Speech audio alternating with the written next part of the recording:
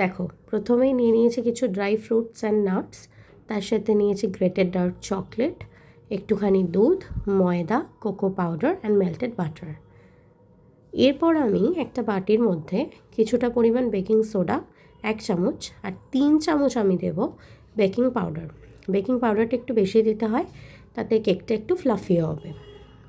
তো 3 চামচ আমি নিয়ে নিলাম।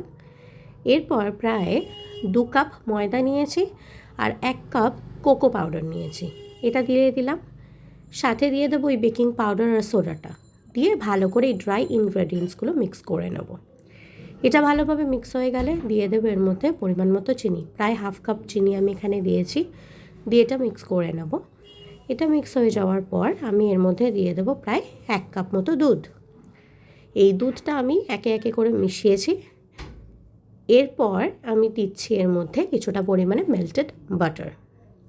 তারপর এর মধ্যে দেবো একটু জল, জলের জায়গায় তোমরা আর একটু দুধও দিতে পারো।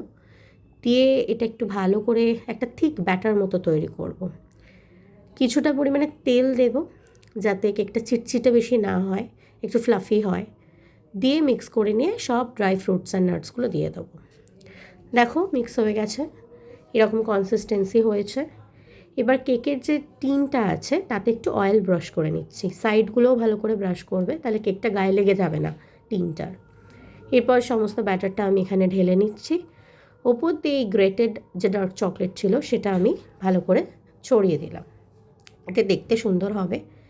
কিছুটা জল আমি একটা কড়াইতে গরম করে তার উপর স্ট্যান্ড দিয়েছিলাম, এর উপর কেকের টিনটা দিয়ে দিলাম। এবার আমি ঢাকা দেব, বেক হতে দেবো।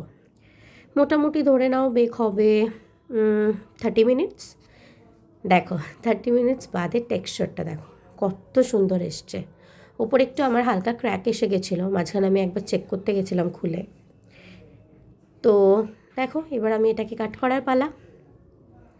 সুন্দর ইজিলি কাট হচ্ছে, ভেতরে কোনো ঢিল ঢিল পোর্শন বা কিছু টাইট পোর্শন নেই, একদম ফ্লাফি।